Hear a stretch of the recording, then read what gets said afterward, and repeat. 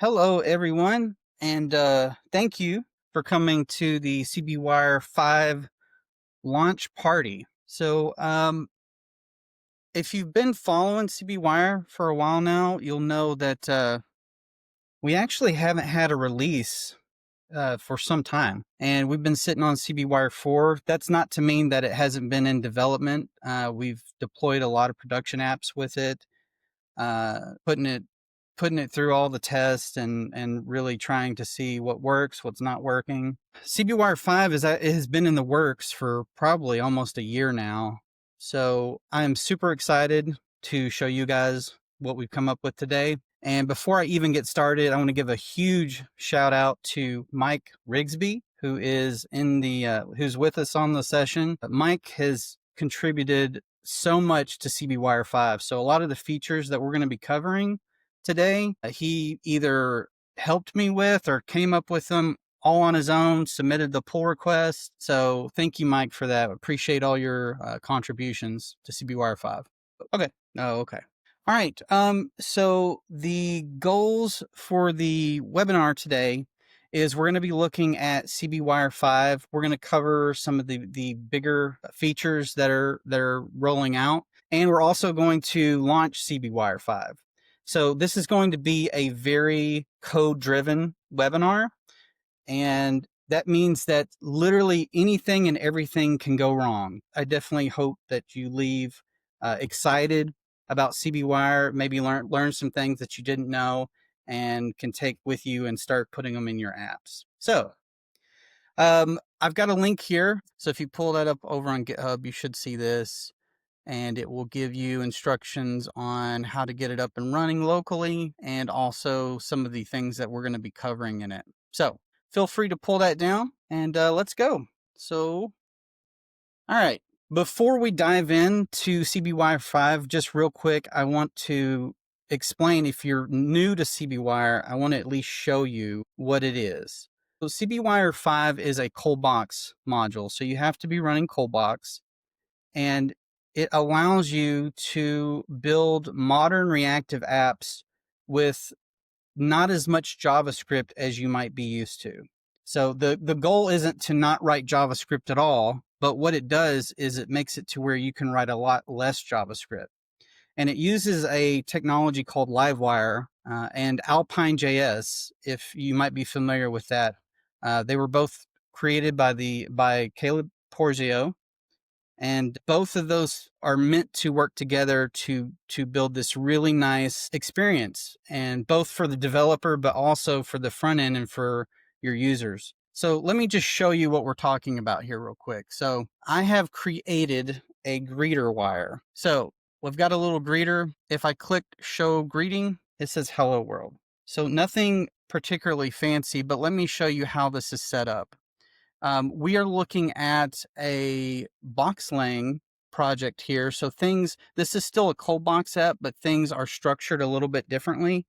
We're running BoxLang, we're running ColdBox 8. So if you're familiar with those, this might look a little bit different, but just roll with me here. So inside of our app folder, wires, I have greeter.bxm. And so this is what a wire looks in CBWIRE. Now, if you're using CFML, this is all the same. The only difference is you would use like a CF output instead of BX output. But there's the template side. So you'll see it here. We've got a greeter. We've got our little show greeting button. And then down below here, we have this script section. And this is where we actually define either the data properties or the actions, where we take actions on that data. So CBWIRE and Livewire bring you some functionality to wire all this up and make it work. So what's really happening is I've added this wire click. And what that tells Livewire to do is I want you to listen for the click event on this button. And when the user clicks it, I want you to fire the action show greeting server side. And so that's what it's doing here. Go back. So you'll see, I'll hit a refresh again. So what's really happening here is the user clicks the button and Livewire is firing a background request to our server. It's running that greeting action and then it's re-rendering the template and then updating the DOM all seamlessly. So if you've I've got a lot of talks out there on CBWIRE. Additional, we've had other webinars where we've covered it. You can check out CFcast. There's a lot of places where we show this. Just to give you another quick example here, there is this Alpine, Greeter Alpine. So it does the exact same thing, but the only difference is that we're actually using Alpine.js to fire the calls. So let me do that real quick. Greeter Alpine. See if this works. And it does. Okay. So the point is that not only do you get this server-side functionality, but you also have Alpine.js installed automatically. So if you're installing CBWIRE, Alpine.js comes included, and you can actually call server-side methods from Alpine. So you'll see here, instead of using WireClick, we're using @click, and we're firing a Alpine.js method here, and then we are waiting to hit that there. So the cool thing is that because it's like this blend of two things, both server side and client side. And because of that, we can do some really cool things like transitions. Now, again, you can go back and see these. I don't want you to spend too much time trying to read through this here, but I'll just show you what a transition looks like. So there we go. Okay, so that's the super fast crash course. I want to get right into the CBWIRE 5 features, but if you're new to CBWIRE, hopefully that whets your appetite a little bit and makes you want to look at it a bit deeper. Okay, so let's talk about the new features. So for starters, BoxLang support is fully covered. So what that means is that if you want to start launching BoxLang apps, you can do that, and your wires, as you see in here, they're really pretty close to what you would do over in CFML. The differences being that your file names are going to change a little bit here. So instead of greeter.cfm, you have greeter.bxm. And then you also can have classes. So, and we'll look at this one here in a second, but like admin panel, this is a class in BoxLang, where in CFML, it would be like a .cfc file. And would be, instead of a class, would be a component. So full BoxLang support. And just to be clear on that too, we also still fully support CFML. That hasn't changed at all. But it's really nice that you can pull these in and start using some of the BoxLang specific features, such as classes, and some of the syntax changes and stuff are really nice. So we have that. That's a part of CBWIRE 5. The big thing that I'm super excited to talk about is some of the security features that we've built in. We did have some security features built into previous versions, but they either were not fully implemented or there were some bugs with them. We've got all that patched up. And we have this new onSecure lifecycle method that fires. And this is a contribution by Mike Rigsby. So I'm excited to show you this here. So let's say we have an admin panel wire. Okay. So imagine in your app, you've got something that needs to be locked down. You don't want just anybody to be able to come in here and do that. Right now, this allows anybody to just come in and click delete all data, and it wipes out your whole database and everything. It's all gone. It's horrible. So we don't want that. So in CBWIRE 5, there is now a onSecure lifecycle hook. So let me show you that. If I come over here to admin panel, I'll let you take a look at this here real quick. It's real simple. We just have a data property called deleted. We're just changing the flag here. And that's all there is to this. So I'm going to add an onSecure method here. I'm going to have to disable Copilot, or it's just going to keep being annoying. Okay. All right. And onSecure allows you to just simply return true or false, or you don't even have to return anything at all. But if you return false, it's not going to render this wire at all. So let me show you that. If I refresh now, it just goes away. The other thing that's really cool about onSecure is there's a lot of arguments that come into here. So I'll show you this, like a top 4. Okay. So you can see we're getting our event object. So that's a cold box object. And there's lots of things that information you can get from that, such as, what page are we on? What route are we on? Those sorts of things. You have your PRC scope. So that's a private scope in cold box where you can set private variables that kind of get passed around through the system. You'll have access to those right there.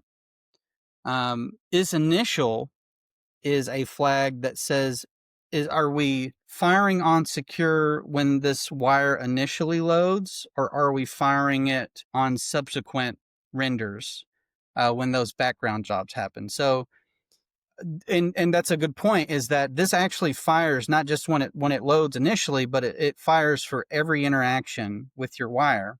So it's a really great way. If you need to lock this down, you can, where you could put in some sort of logic here. So I will give you an example of that. Let's say that we wanted to pass in like a user ID of 50. If you haven't seen this before, this is where you can actually pass parameters into your wire. And let me see if that comes through. Yep, there we go. So notice that final argument right here is params. So we could do something like this. Could do return. Well, here, let me do this first. We'll do event. Let's see, what was it? Is_initial and params. All right. So we could do something like this. If params.keyExist user ID and params.user ID is equal to 50, then I want you to allow this to render, and it does. If I change this though to like 1, doesn't render at all.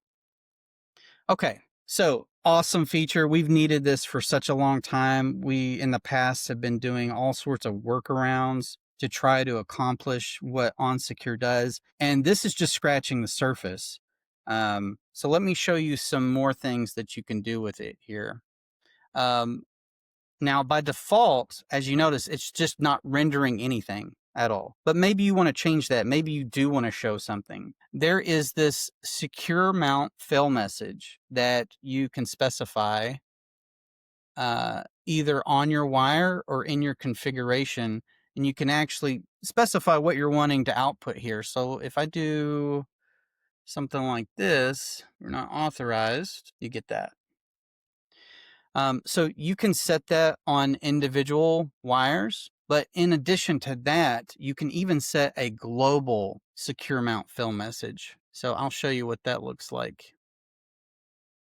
So this would be part of your configuration. So it would be under the config folder, and it would be a CBWIRE setting here. So you can come in here and actually define this here, and it can apply to all of your wires as long as onSecure is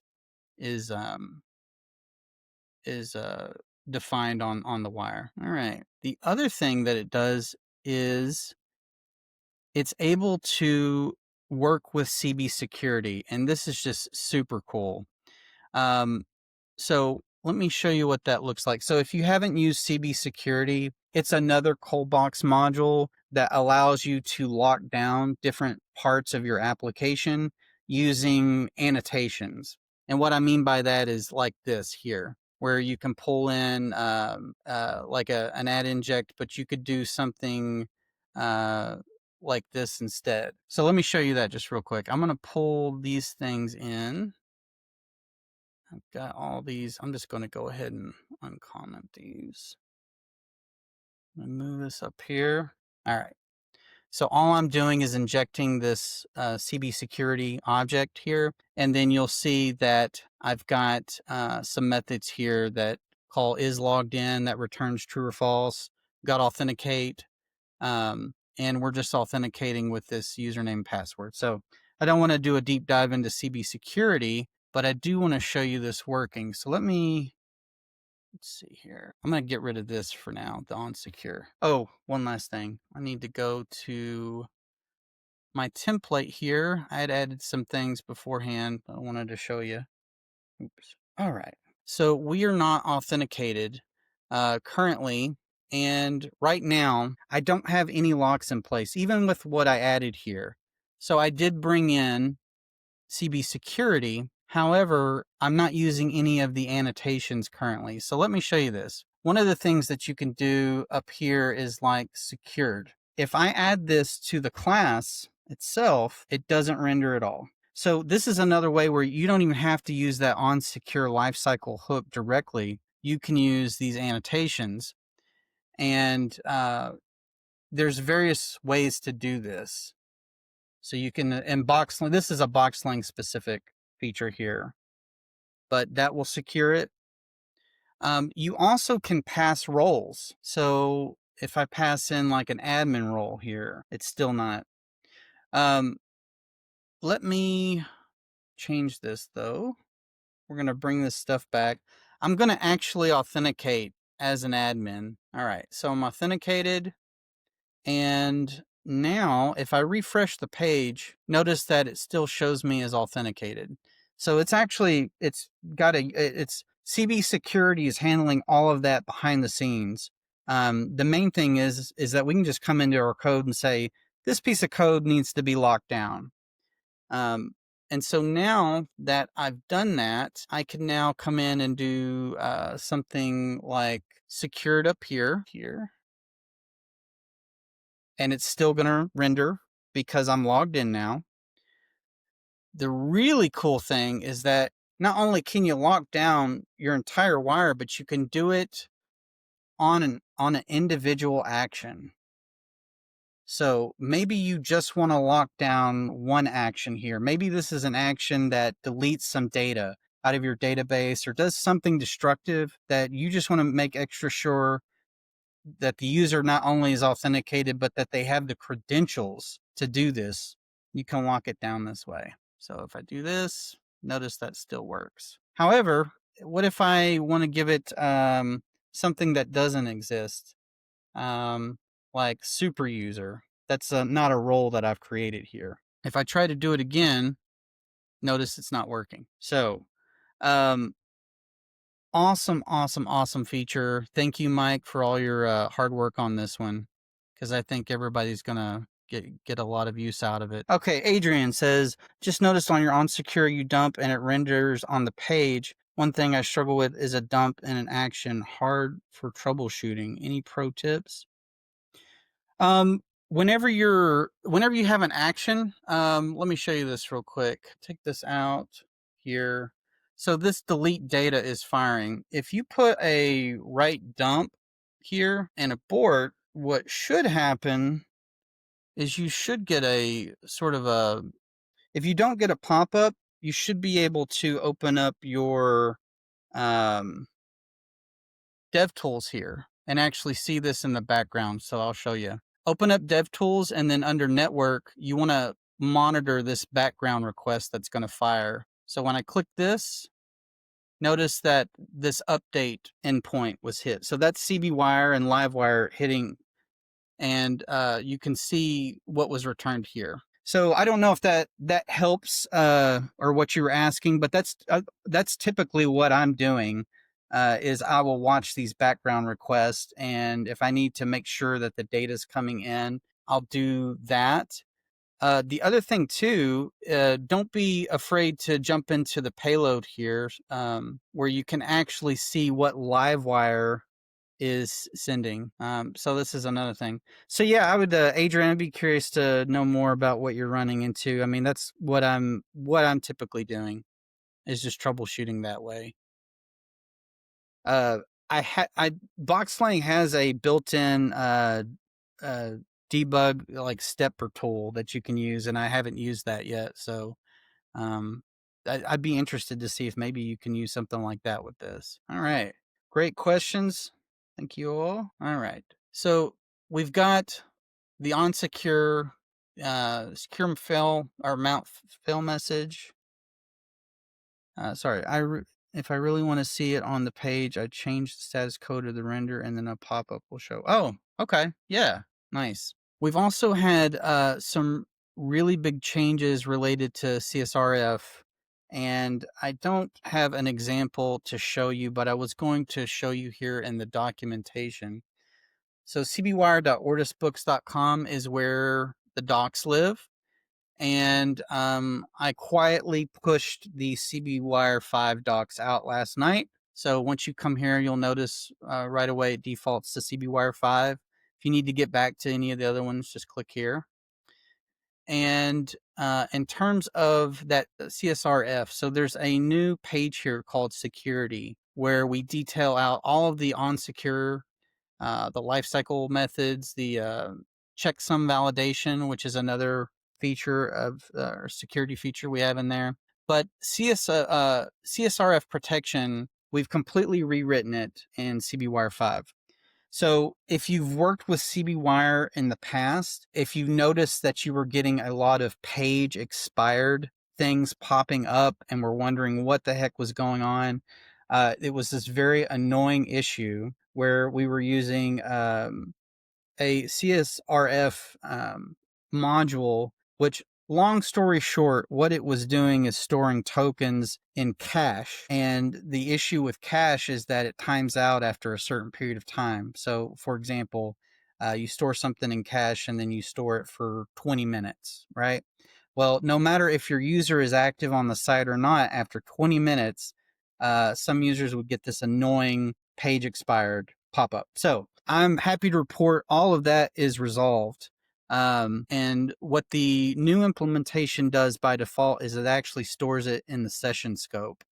And this mimics what Livewire was doing anyways. But the way that we implemented it is that, yeah, page expired, finally. I know. So the way that we implemented it, though, is we built this session C SRF storage class, and this is all built in. So, but the nice thing is that you can roll your own. So if for whatever reason you find that what is implemented is not working for you, we've created an interface that you can follow and store it however you need to. Maybe you want to store them in a database. And there's another implementation that comes with CBWIRE 5, which is cache CSRF storage. So if for some reason you want to get back to what CBWIRE 4 was doing, then you can just come into your module settings and change this to cache CSRF storage. So yeah, very happy to report that that issue is gone. Since I've switched it over and started using it in apps, I'm not getting any page expired pop-ups. So have a look at that. All right. Moving along here. Okay. So extends for single file components. There's two main ways where you can define wires inside or in CBWIRE. You can either create a single file, and what I mean by that is it all lives in one file. So we have our template, and then we've got our definitions below, so data properties and actions, things like that, and it all lives in a single BXM file. Or what you can do, like I did with admin panel, is you can split these up. And this is the way that CBWIRE originally worked, was you would have a class or a component in one file, and then you have the template in the other. One of the nice things about doing it this way, where you split them up, is that maybe you want to create like a base wire. And inside of that base wire, which I've actually created here, maybe here you want to do an onSecure or something like that. So this pattern's really nice because you can create your wires and they can all inherit from a single base wire. And if you need to lock them down or pull in some dependencies using WireBox, we can all do that here.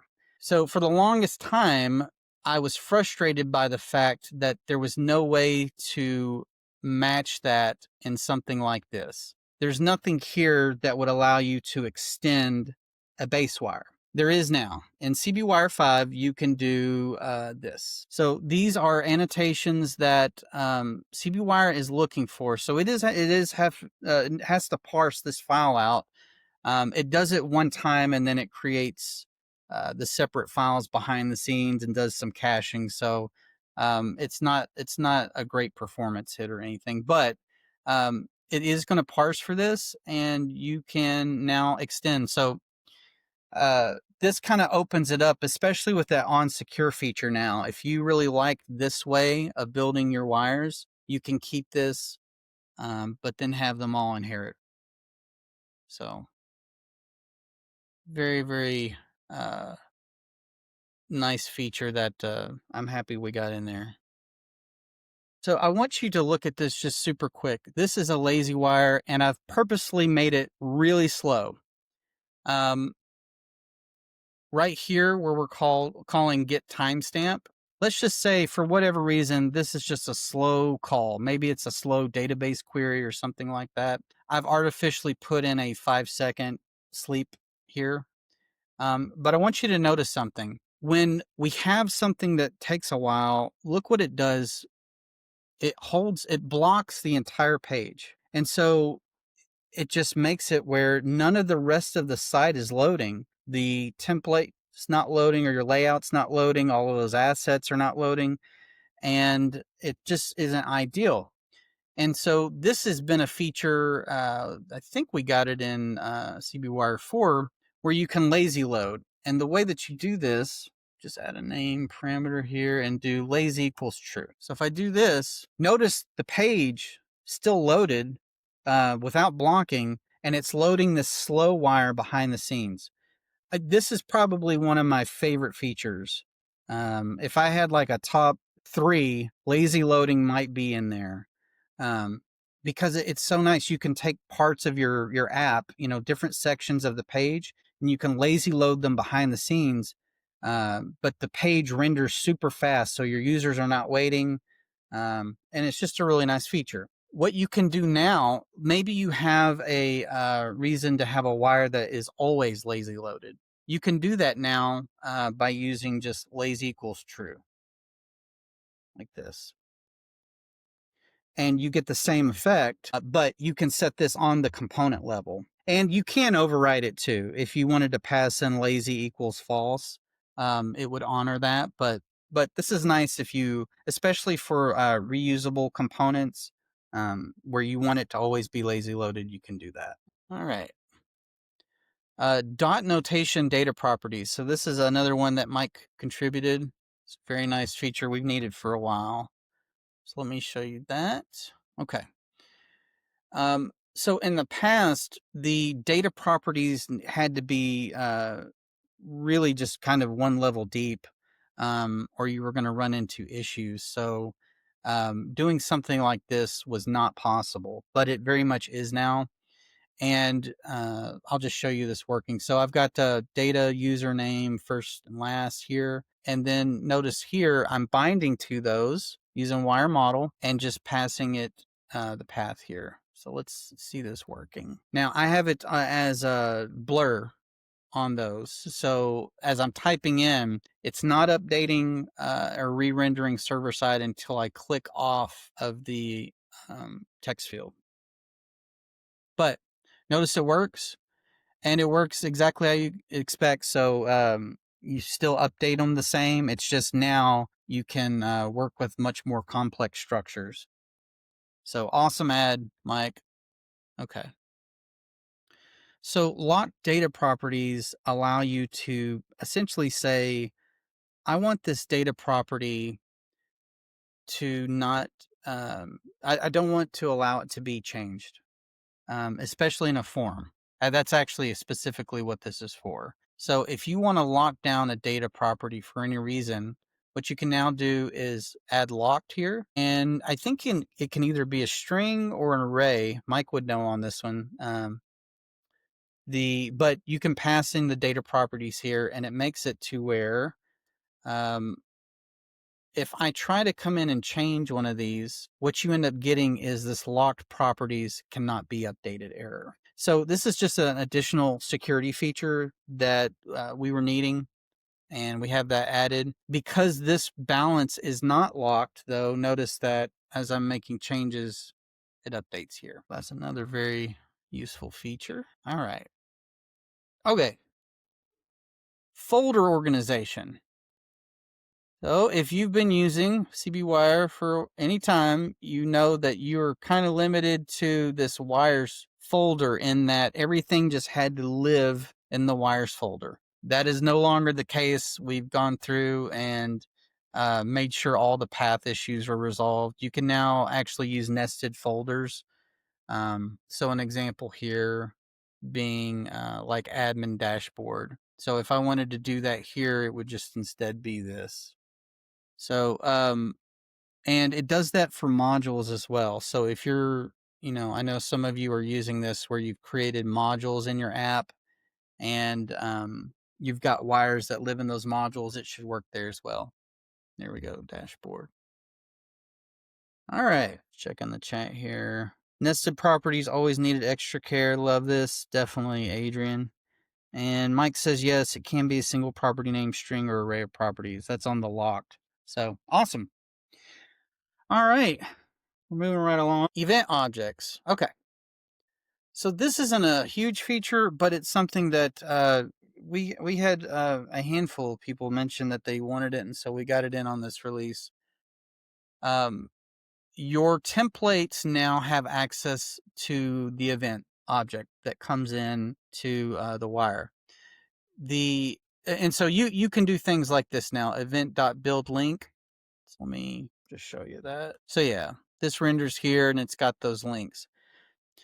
In the past, we didn't include the event object on purpose. And the reason why is because you kind of have to be careful about the event object depending on when the wire is loading and whether it's either initially loading or if it's a subsequent request. The event object coming in is going to be completely different. So I'll give you an example here. As I'm refreshing the page and this wire renders, that event object is tied to this route, which is just the home route. Sorry, not that, but it's just tied to a home route. However, if I had an action and a button here and we click it and it fires in the background, we're no longer tied to this route. We're tied to another route. And that can mean a lot of things. Maybe some different interceptors have fired. Maybe some different variables are now created that wouldn't be on the initial load. So you have to be careful when you're using the event. I don't know, outside of using .buildLink, I don't know of another reason why I might use it here in a template, but you can do that. And just a reminder too, is one of the other lifecycle hooks is onMount. And so this fires every time a CBWIRE renders, and one of the arguments here is the event object. So you can pull in that event object on the initial render and get properties from it there. Okay. All right. So CBWIRE 5, we have upgraded Livewire to a new version, which means there is some new goodies that we get to start using. So new directives.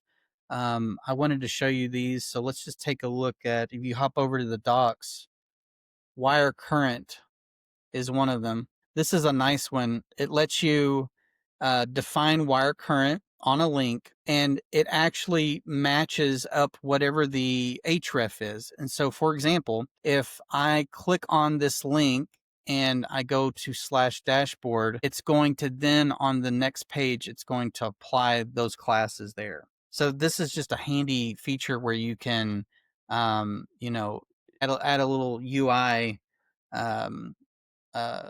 styling, so you can show them what page they're currently on. And there is exact matching. There's a modifier with it. So check out the docs for that. Let's see. What was one of the other ones here? Oh yeah, wire cloak. I haven't particularly ran in this issue, but I've heard others of running into it, is that sometimes you'll get that when stuff is loading, you'll see kind of a little flicker or a flash, and it has to do with how Livewire is loading and how it's rendering things on the DOM. And similar to things like Vue, we now have this wire cloak to where you can say, I don't want you to actually render this on the DOM until Livewire is completely ready to go and fully booted up. So nice little addition there. Wire show these. Okay. So what this lets you do, it makes it where you can show and hide elements. But the nice thing is that it does it without sending another server request.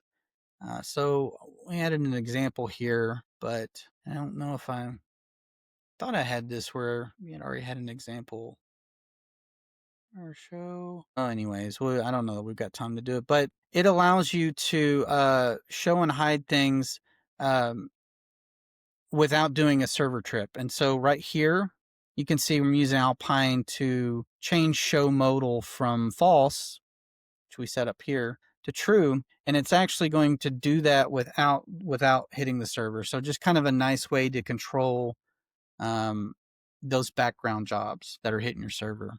All right, wire text. This is another one where it lets you you can update a DOM element or the text inside of a DOM element without doing a server request. So just another nice little feature there. All right, and wire replace, another one, and this is where you can force Livewire to re-render a certain section of the page. I would say you only need this if you're running into issues with like third-party software or third-party like JavaScript library or something. Because again, whenever our wires re-render, Livewire is then looking at that and looking at what has changed and then re-rendering the DOM. But sometimes you need to force it to be able to re-render things because it's usually only going to update things that have changed. So that's what wire replace does. Okay. So those are the goodies that are built into the latest version. I don't know if it's the latest version, but it's I think maybe a month or two behind here, but that are now included with Livewire. Some honorable mentions that we just don't really have time to show, but file uploads have been locked down and secured. There was issues in the past where uploads were going to publicly accessible folders, which is horrible. So we have that all locked down now. It actually, when a file gets uploaded, it uses the built-in get temp directory from the server engine. So whether it's CFML or BoxLang, so those are locked down. And I don't know if you've seen it here. I'd like to mention this too. Mike built this CLI for CBWIRE. And correct me if I'm wrong, Mike, but I think you did some recent updates on it because you added BoxLang support to it. So this is a CLI that allows you to scaffold out wires really quickly, and now you can do both CFML and BoxLang. Right. Okay. So we're technically coming up about 7 minutes away from the hour. So we will go ahead and launch. I'm going to show you this here. All right. So if you've never been here, this is the CBWIRE repo. So everything that we're talking about here is open source and available to see and contribute to. And you can come here on GitHub and you'll find all of that stuff here. I would encourage, especially if you're getting into CBWIRE, if you're using it actively, we would love for you to help either contribute, and that can be in multiple ways. If you don't want to, dive into the code or anything, just even creating issues or mentioning things that maybe you're running into that we can look at as maybe features for the future. All of those are here. You can see things are organized by milestones and everything. So if you come and look at V5 and go to the closed, you can come here and just take a look at the things that we've been working on and some of the things that I wasn't able to mention or we didn't really have time for. One of the changes is we did drop support for Adobe 2021 because it's no longer supported by Adobe. Just some other things in here. So I would encourage you to come check this out.